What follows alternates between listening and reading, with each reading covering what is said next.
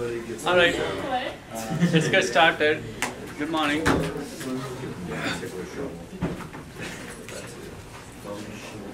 So, I want to continue with what we were talking about yesterday in terms of memory, right? And in one slide, I want to stress what is important and where we're going from here. Essentially, when you write your program, right, you write some code like up in the top, like you say you use variables and you write int m equals m+1 or something, right? And then you do a printf or something, and printf happens to be like a library function which is shared or what have you, right? And the compiler has to figure out where to place each of these variables, and variable m needs to be modified. There's a constant string there, the m equals that string has to be available somewhere for your program to run while it's executing. So you have to figure out where to place these things, where to access these things. So compilers would use their own mechanisms to sort of have like these blue boxes here, like segments, or however they want to do that. What we're trying to do is figure out what your program's notion of these memory locations and stuff map into what would actually happen on a hardware and where the operating system gets in, right?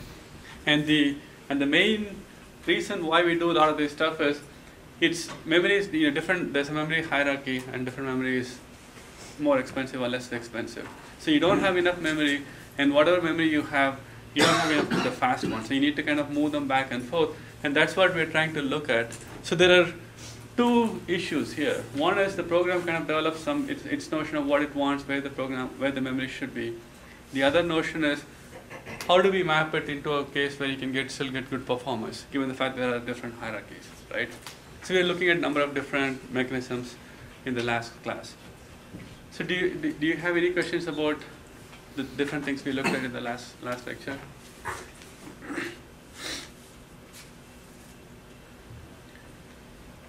If not, I'll move on with what we have right now, right?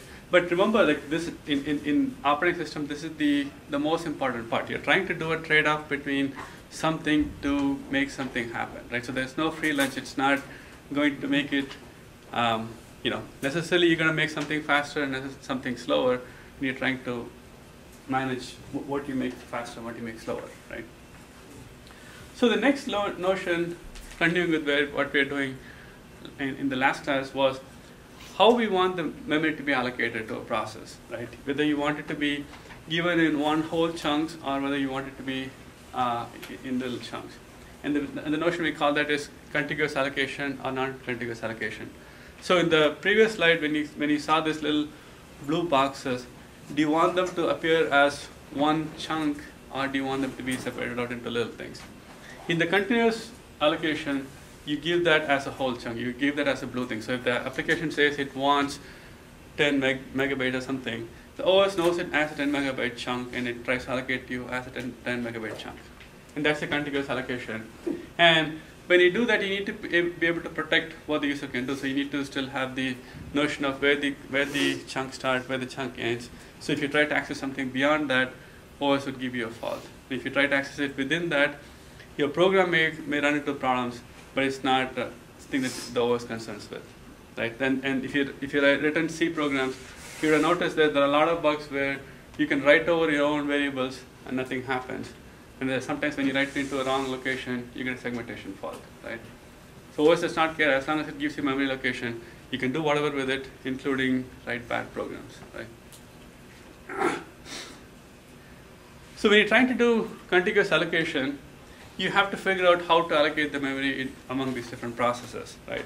So if you think of these boxes in the bottom, right, you see different ways of allocating processes. So when you have over at the left, you have the operating system is at some location. You have process 5, 8, and 2, and if process 8 leaves, you create a hole in there which can be used for other processes. So if a new process 9 comes in, it can be allocated to the next chunk, and 10 comes in, it can be allocated to the next chunk. So now if 9 goes away, then you have 2 little holes at different points, right? And you can figure out whether you want to move it or what have you. So essentially, you try to find some space for whatever the application is requesting for. And some of the policies you can think of are, so when you have, like if you go back here, right, suppose if 9 goes away in the last one, so you have 2 holes which can be allocated. So when you have a new process coming in, you can either do a first fit, best fit, or worst fit. First fit gives you whatever in some order. Best fit will give you the space which will leave the least amount of wasted space, and worst fit will give you the largest space, so you'll still have more useful space, right? So worst fit, the positive is it tends to use the largest hole available, so you tend to have more useful chunks, right? Whereas best fit would find the smallest hole possible, so you'll have even smaller piece of memory hole left. And first fit, is essentially a random behavior. And depending on what your program does, each one of them performs differently or better, right? First fit and best fit usually tend to be faster on the way you organize it. And worst fit, like I said, leaves holes which are more useful, right? And one other problem with the worst fit is it tends to create lots of uniform size smaller holes than larger holes. So if you have processes which require a lot of memory, then best fit is more likely to give you a larger chunk.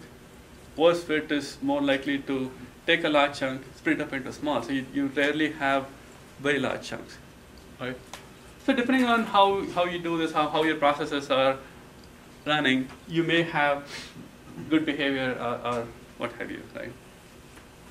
So this brings up an issue of fragmentation. Fragmentation is when you split these things up, right? You're leaving these holes, and the notion of fragmentation is how useful are these holes? How useful are these spaces which are left behind? And there are 2 notions of fragmentation. One is external, one is internal. And for now, only external applies to us. So essentially, it says that if you go back to the slide, right, the gray boxes are all fragments, right, and they are left over from something. So in the case of the second bar, you could still set some application inside. But if the space is so small that nobody can use it, that's a fragmentation. That's wasted space. It's external because if you ask for 1 meg, the OS will give you 1 megabyte, right? The fragmentation happens outside your processor. It happens outside your stuff. So you get 1 meg, another person gets 1 meg, and between these 2, there's 1 kilobyte which no one can use, and that's the external fragmentation, right? Internal fragmentation will come to the next when you talk about non-contiguous allocation, which essentially is something that happens within yourself, within your own chunk. So it happens if you ask for 1 megabyte and the OS gives you 2 megabyte, because that's what it wants to give you. So essentially you get 2 megabytes, but you don't use this stuff, so it's wasted. And some of the ways you reduce compaction is to try to move stuff around, so you get rid of these little spaces so you can move things around.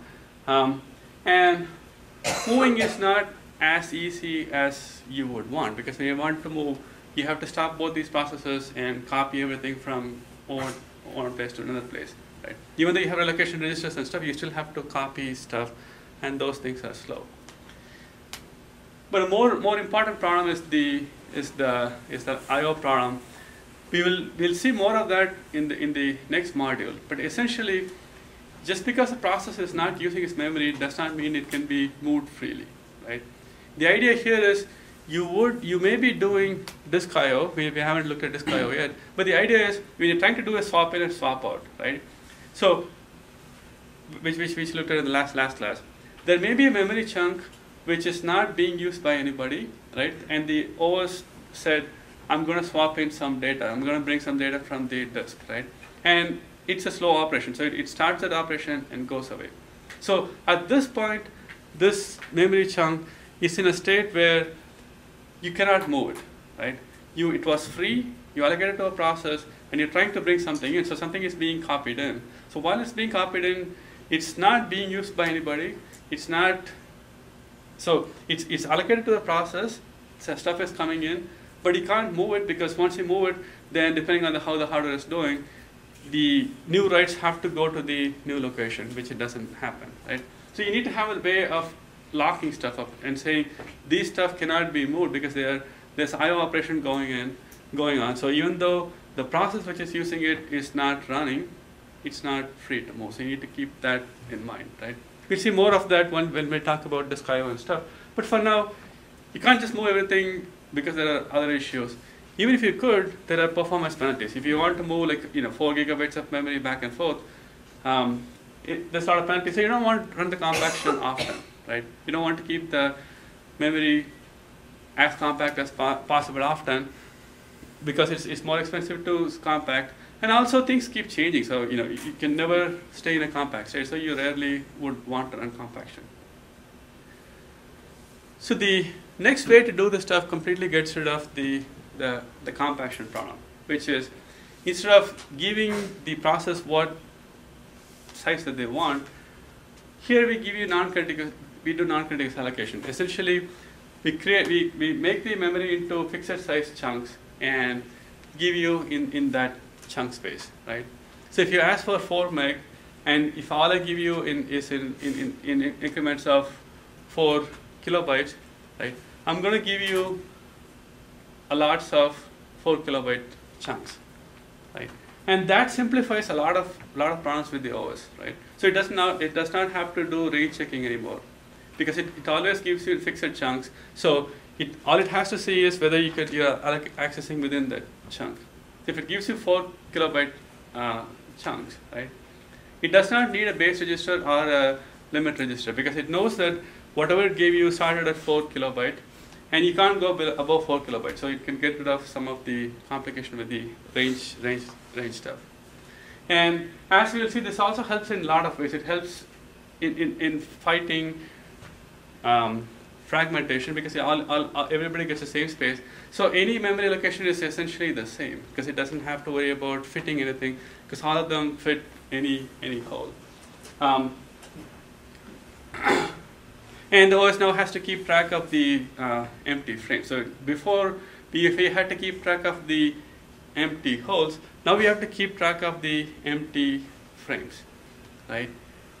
And potentially there are a lot more frames than there are holes, because the holes depend on how you allocate the stuff. And whereas here, depending on how you split the memory, you'll create more number of these frames.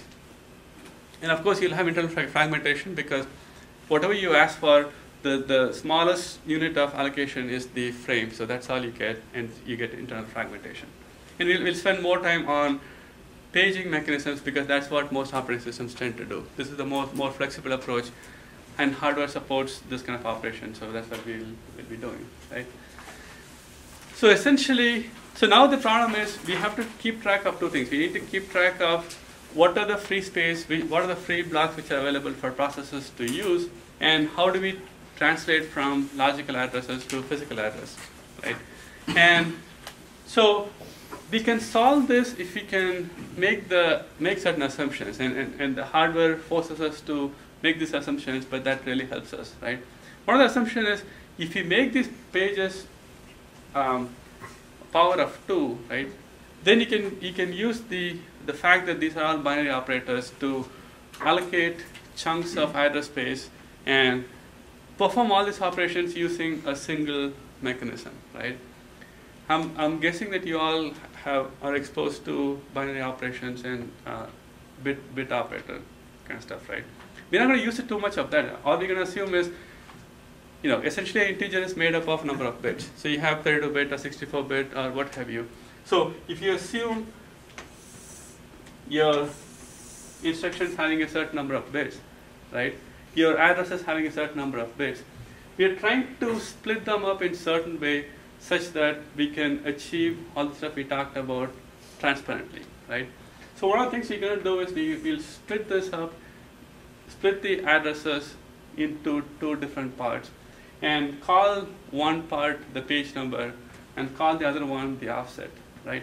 So essentially what this translates to is you have the main memory, right? And you have fixed size chunks, right? So I want to figure out, given this address, where it's going to go, right? So if we call this page 1, 2, 3, essentially we want that to be here, and this would be the offset inside that page, right? And you can use that because it's, in the binary operator, if you place these things right, then it's a simple translation, right? So you choose. So the hardware tells you to choose it certain ways. So typically, let's say you choose this as 10 bits, right? So 10 bits would translate to what? How big is 10 big? Is it 24? It's a 1 kilobyte. 1 kilobyte. So that defines that this size is 1 kilobyte, right? The page size is 1 kilobyte, right? So if you want to make that into 4 kilobyte, then you choose 12 bits, right? So essentially you store that much for offset, right? And with this is the page number, right? Now we bring the notion of logical and a physical address space.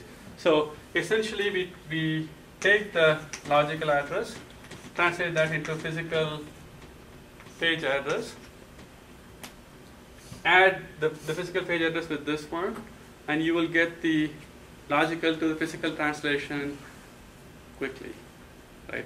So you're doing both. You're doing now that you know that all the pages are the same size, you can do this component, and with this component, with the page number part, you can do the logical to the physical translation by keeping the state somewhere, right? And essentially you can get the same address. So essentially that's what you do with the page table, right? So CPU generates a logical address which has a page and a displacement, right? The displacement would be the same in the physical address space and the logical address space because everything is on the page boundary, right? So now you have to manage this page table, and somehow you need to translate the P, which is actually the page table entry, and find out what the physical address is, add those two, and you have the physical to logical to physical translation in this system where all the addresses are the same, right? So if you access, right, so one of the things we talked about before was make sure that you don't access something that you don't have access to, right? So what would happen if the P were to be P plus 1, right? If you access something which is more than what you're supposed to access, and assume that you're only allowed to access page table entry P, right? What would happen if you try to access P plus 1?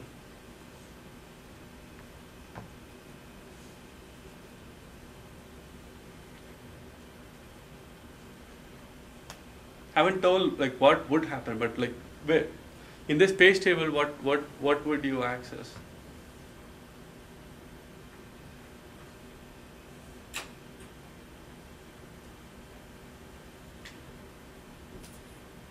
Right, we change this P to P plus 1 and some Q here, right? So if I access P plus 1, right, then you would access the next entry in the page table, right? So as long as you can protect that entry, as long as you can say something in that entry to say it's invalid, you achieve your goal. You don't have to keep adding and subtracting, right? So as long as in the page table you also have an entry called valid or invalid or more complicated bits, essentially if a process accesses more than it should, you will hit the page table and protect the page table. Yes? There's a different page table for each process, correct? Yes, I was going to get to that. So essentially you have one page table per process, right? The logical address space to physical address space mapping is on a process basis. So you have one page table per process, right? And that's a great observation, right? So that kind of, so these are the trade-offs you are playing with, right? So if you make this stuff very small, what would happen? If you reduce the offset bits, right? What happens when you reduce the offset bits, or if you increase the offset bits? Yes. Like if you decrease them, you can only access smaller blocks of memory. Mm-hmm. But you can access more of them since you'll be increasing the address. Yeah. But what is the other problem with the smaller or larger page? With the fragmentation, right? We just looked at the fragmentation part, right? So this essentially says how small an object you can be assigned. So if I make this large, then if you ask for 1 byte, I'm going to give you this much, right? So internal fragmentation depends on how big this is, right?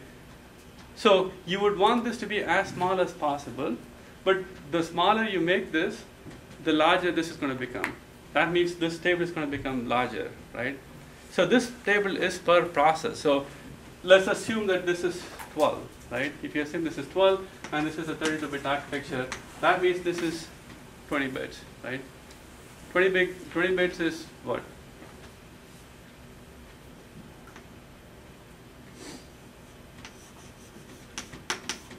Right? Or one megabyte, right? So you're gonna have a 1 megabyte entry page table per process, right? Not 1 megabyte, 1 million entry, right? And each entry is a integer, so you're gonna have 4 million bytes used up for page table per process, right? So you want to make this smaller, but if you make it any smaller, so if you make it 1 less bit, then that doubles, right? So you have to juggle these two to figure out what is the good page table size and what is a good page size that you want, right? And that's exercise in optimization, and it also is driven by what the hardware can give you, right? So things were all fine when you're dealing with 32-bit, but most architectures that are now going to 64-bit, right? 64-bit essentially doubles this stuff, right? So whatever worked for 32-bit does not necessarily work with 64, right? So if you use the same 12-bit here, 64-bit is going to create, was it 52? 52-bit page table size, right? What's 52? Something like this, right? 52-bit, I think, is sort of 4 times 10 power 5, right?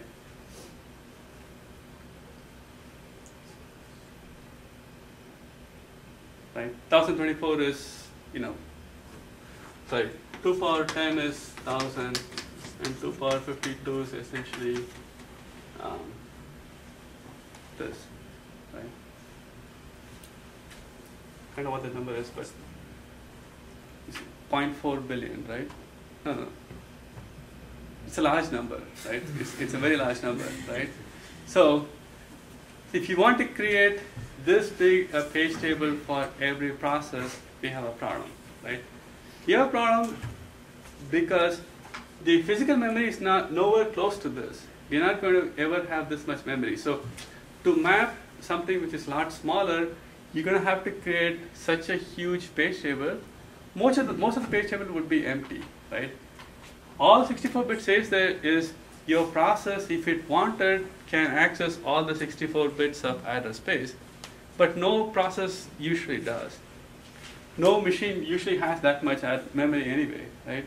So this is not a very efficient way, especially when you go to 64-bit, and there are more optimizations we'll see. But essentially, that's the problem. So you're trying to, you're using both this stuff to get to the physical to the logical to the physical address translation, and you can use this page table to do protection, and as we'll see, we'll use it for more and more different things. And it's a per process state. It has to be in some memory, right? The other thing is, if you look at the stuff, every address now has to go through, look up this table, and then you add the stuff to get to the memory, right? So if you slow this down, if you take longer to look at this page table, then the whole operation stops. The whole operation slows down. So you want to make this as fast as possible. So to give an example of what I said about pages which are accessed and stuff. So suppose you have a process which has logical memory, 0, 1, 2, 3, and it's only using that many pages, right?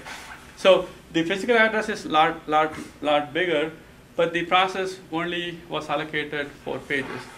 So each page table might look something like that, right? It depends on how the OS allocated it, but essentially it says that logical address 0 is in physical address page 1, logical address 1 is in physical address page 4, and so on, right? So this way it maps to the physical address. So if the process, there's no way for the process to access physical address 0, 2, 5, and 6, because it's not in its table at all, right? And if the OS was to swap out some pages, then it will mark something in its page table saying that particular page is not there. And when you access it, you get a violation, it's brought back, right? But essentially, you can protect the process such that this process cannot see what's in physical address 2, physical page 2. There's no way for it to do it because it has to do this translation. It's not in its table, so it can't look at it, right? So you have to protect the table. You have to make sure that only the OS gets right on the page table. But if it writes it, then that's the translation will happen. Okay. So again, going back to the same example we had in this slide, right? If it looked like this is the actual, so now we blow up the operations, right? Now we look at in the same page table, right? Instead of looking at it as page 0, if you look at it as 4 different memory locations, right?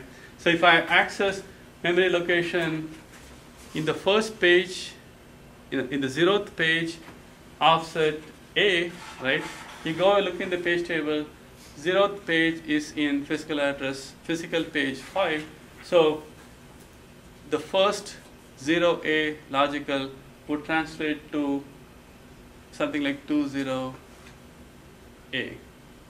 right? Because the logical address, logical page number 0 and offset A is essentially, if you go to the page table, becomes physical page number 5 offset A. And physical page number 5 happens to be on address 20, so you get 20A. Right? This is essentially the same as this figure, looking more closely into how each individual addresses inside page 0 gets translated to the physical memory, right? We assume there are 4 entries per page table. This is what happens. Sort of like what we're saying here, right? So here's another way of looking at the page allocation, right?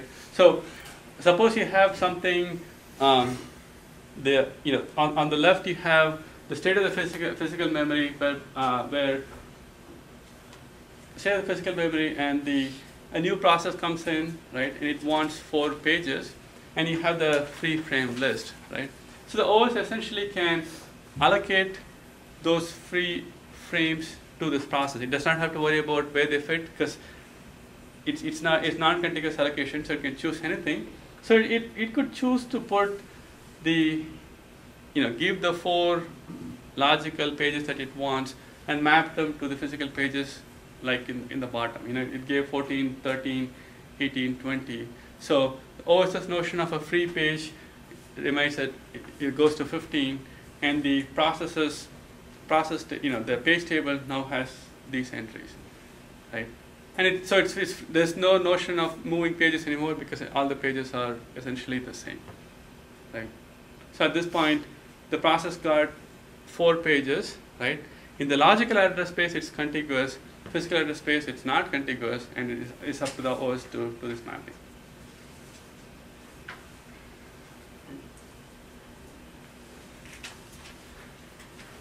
So that's the idea. The essential idea is, you somehow map from your logical address space to the physical address space and you work. And like I alluded to somewhat here, it's going to be terribly slow if you do it naively. So you're trying to figure out how to speed this stuff up and how to speed this stuff up and how to make it manageable. That's what we're going to focus next, right?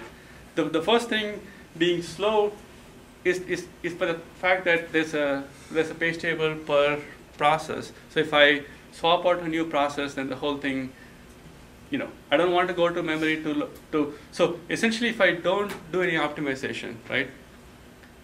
In the naive approach, the page table would be in memory somewhere.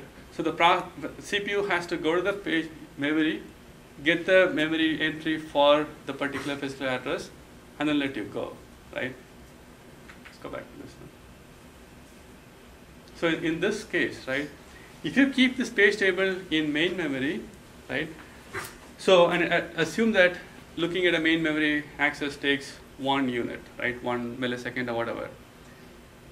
If you put this in main memory, then the OS has to issue a request to read a byte, right, to figure out what this number f is, and gets a response back, and then add it to the address you want, create the f and d, then make another request to the memory and give it back. So essentially, you'll be running at half the speed of what the memory can support, right? So that's not acceptable because you're going to make the whole thing slower. Let's go back to the thing.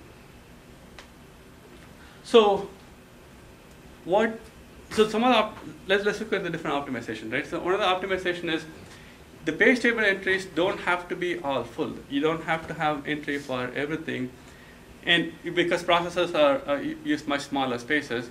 So the hardware lets the CPU specify the beginning and the end of the page table entry that is populated, right? So your page table is fairly long, right? But the OS can say this particular process only needs this much, right? Your page table is as big as your address space. So if it's a 64-bit address space, your page table is virtually very big, but your process only uses this much space. So it can say from this page table entry to this page table entry is the only valid page table entry. If you try to access anything else, let me know, right? So that's one way for the OS to say the page table is not really the whole thing, just a small chunk. Of course, it doesn't set these registers every time it does a context switch. But if it does that, then it does not have to worry about the CPU making a request to a page table which is not there. So it doesn't have to create the whole big thing, right? So if you think of the 64-bit machines, you don't have to create something which is that big, right? The other stuff we do, which is what typically you tend to do on these things, is to create a cache, right?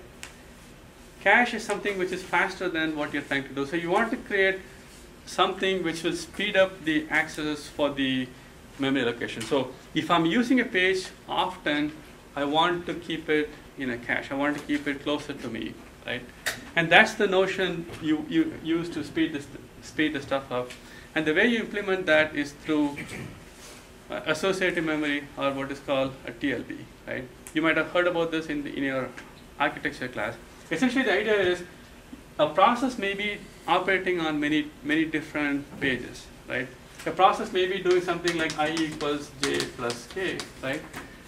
K could be in one page table entry, j could be in another page, and I could be in another page table entry, right? So this data is in one page, this data is in another page, this data is in another page. This whole thing is in a program code which is in another page, right?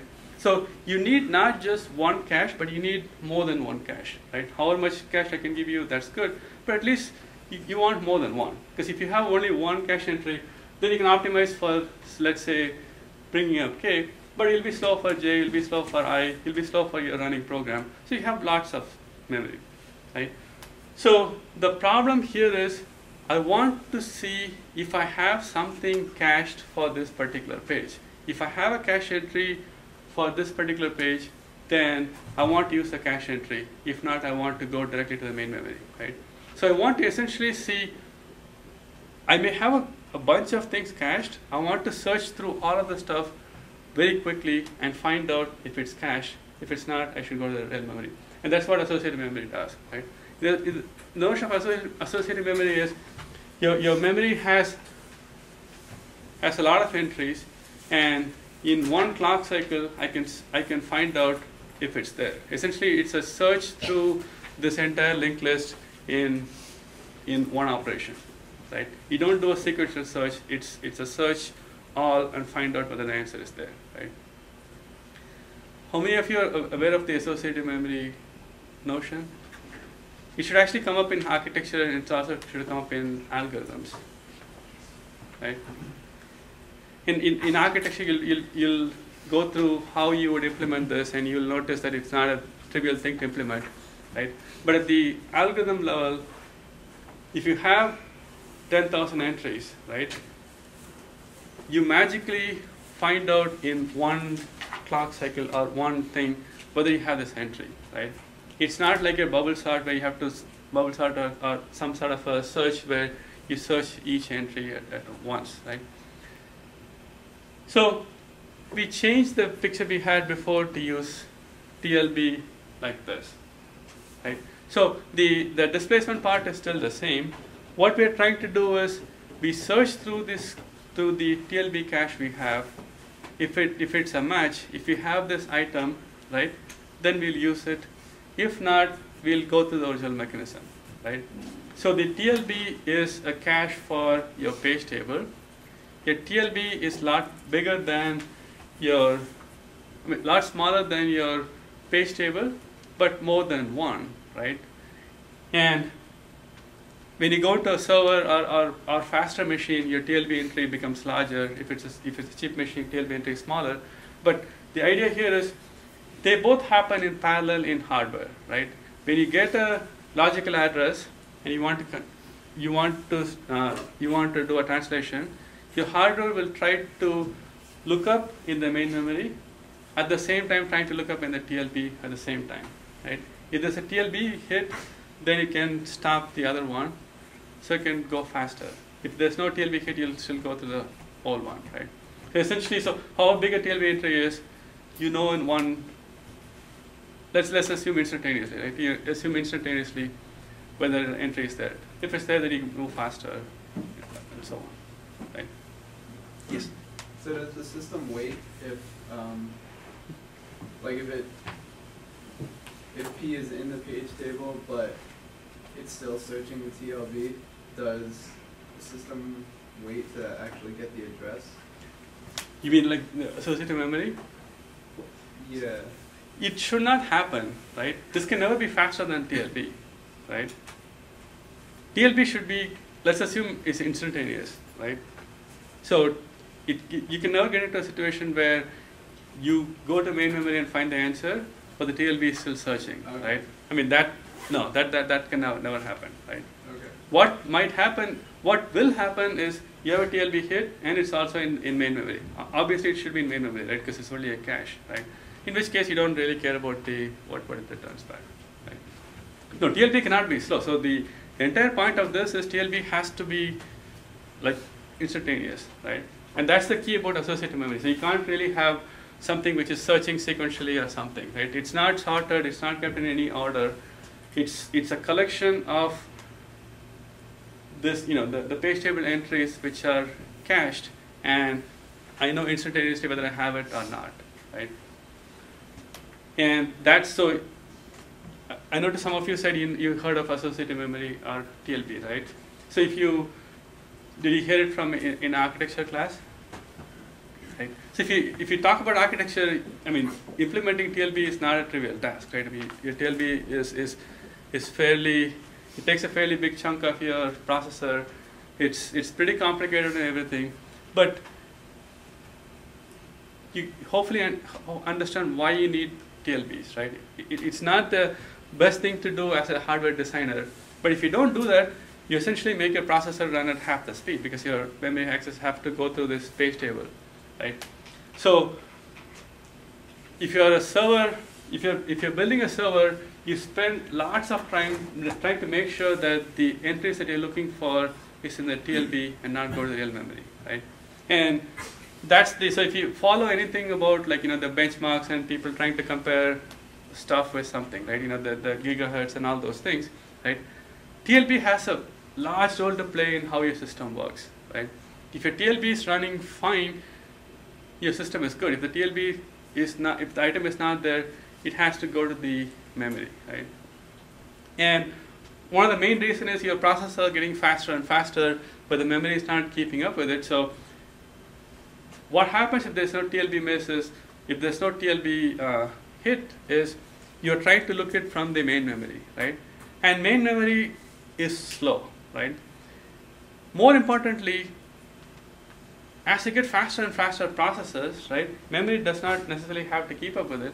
So your processor is getting faster, but the memory sort of remains the same. So your process cannot make progress. So it basically stalls. It basically cannot proceed. It just has to stop while the whole memory is coming up. So your processor speed, whatever gigahertz you buy, your 10 gigahertz or whatever, would run at the speed of the memory, right? Which is really bad, right? So this is one of the main things that you want to do as operating system to make sure that it's running. And as you can imagine, right, keeping the TLB good is not a trivial task from the OS perspective, right? I want to keep all the pages that you would want in the future in the TLB entry. And like we saw earlier in the process scheduling and stuff, if I know the future, things are good, but we don't, so we kind of look at the past, try to do a good job, right? So in order to make it more concrete on what we talked about, right? What's the performance penalty and what happens, right? Let's assume that the associative lookup takes certain amount of time. It takes a epsilon time unit, and let's assume the memory cycle is 1 microsecond. That's the time it takes to go to the memory and get the results back, right? So you talk about a notion of a hit ratio. Hit ratio is like amount of memory accesses which actually are hit in the TLB, not have to go to the memory.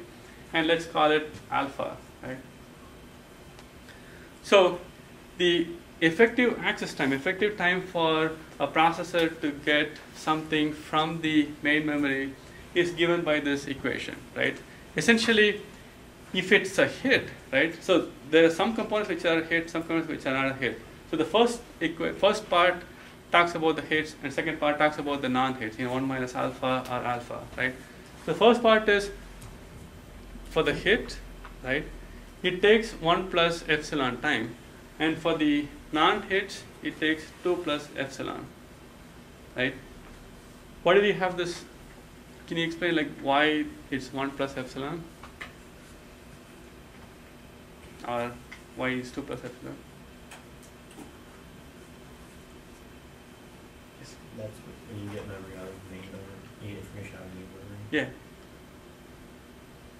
Yeah, so the 1 is the actual work that you do, right? I mean, you can't get rid of the 1, but so if the TLB is really fast, if the TLB essentially goes to 0, right, then, and if there's all, if you hit everything in cache, so if alpha becomes equal to 1, right, which means that everything is a hit, and epsilon becomes 0, in which case, TLB is essentially instantaneous, right?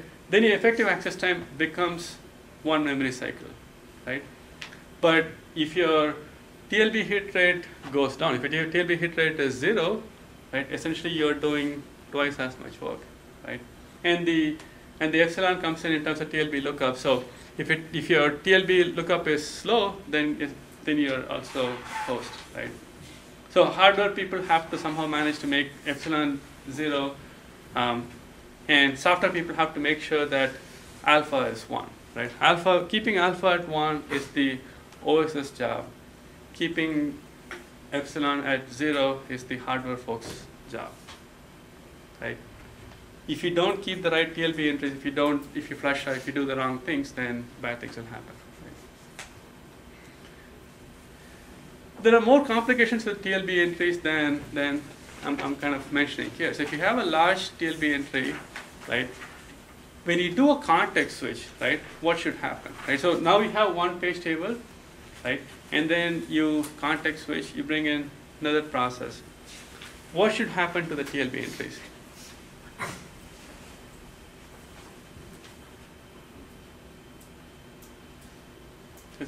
go back and look up here, right?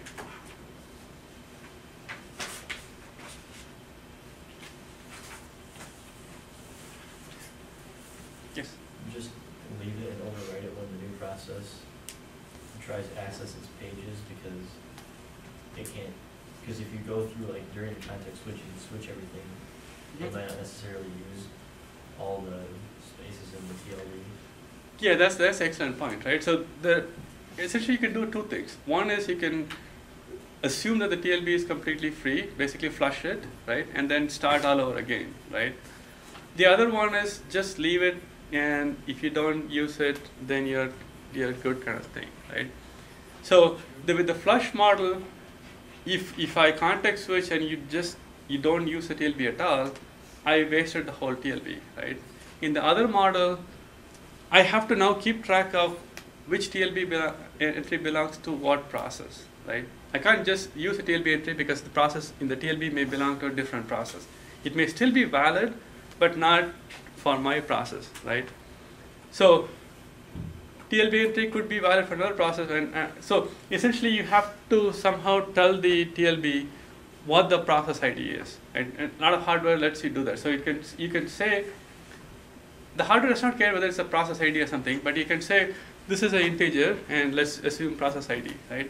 So when the TLB match happens, it'll also check to see if the entry matched with the process which created it. If not, it'll throw it back, right? So you can make if the hardware was smart enough to do that, then OS would, whenever it does a context switch, place some entry in that register so that future TLB entries, even if they hit, would give a fault, right? Otherwise, if the hardware does not provide that, you have to essentially wipe out the TLB, because otherwise, new process will have TLB entries which it does not have, right? So I guess we'll stop here and continue the next class.